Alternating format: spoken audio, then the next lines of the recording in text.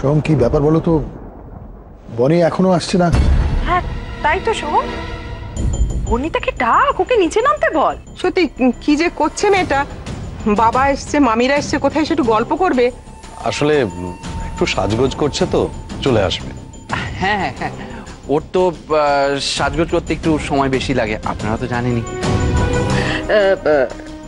সোনাদা বলছি যে সব যখন ঠিক আছে তাহলে তো এখন সবকিছু আপনার কন্ট্রোলে, তাহলে কেন এত অস্থির হচ্ছেন আপনি? হ্যাঁ না বৌদি, আমার মন বলছে সব ঠিক নেই, আমার কিছু গন্ডগোল লাগছে। বলছিলাম বনির যখন আসতে একটু সময় লাগছে, তখন আমি বরং ওর ঘরে যাই। না না, বলছি যে আপনি বসুন না, আমি গিয়ে ডেকে আনছি। না না, আমার মেয়ের ঘরে যাবো, যেতেই পারি তাই না? হ্যাঁ মানে সে তো নিশ্চয়ই, কিন্তু সবাই যখন এখানে বসে আছে, বনি তাও এখানেই এসে বসবে সবার কাছে। না আমি জানি, আপনি কেন শুধু শুধু কষ্ট করে? মেয়ের ঘরে যাবো, আবার কষ্ট কি যে সোম, এই কষ্টটুকু আমি করতে পারি। Thank you. হ্যাঁ মানে আমি পরে পরে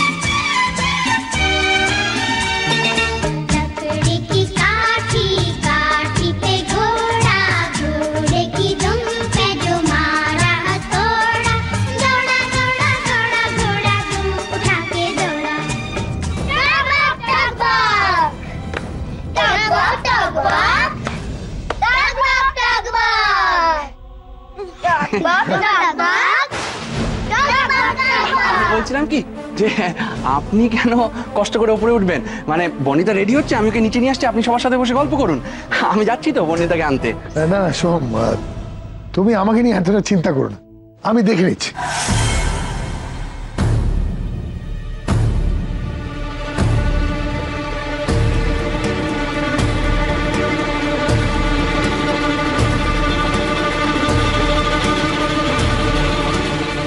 এবার উনি আমাদের প্ল্যানটা ধরে ফেলবেন।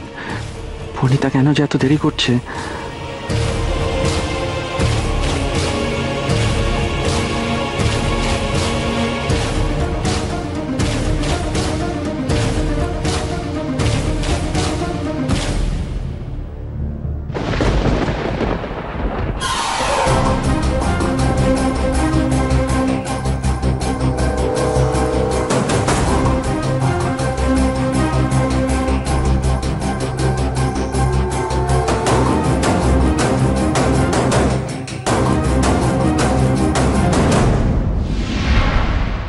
বাবা, আমি তো জাস্ট নিচেই যাচ্ছিলাম, তুমি নিজেই ঘরে চলে এলে?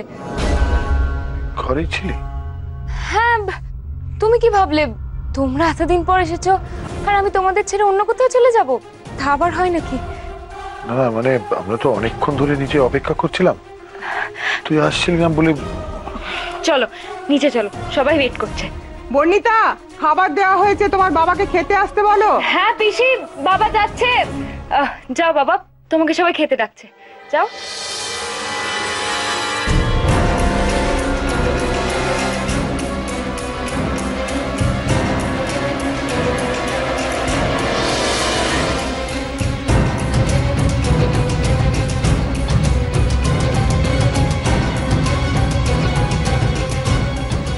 বনি সত্যি বাড়িতে ছিল?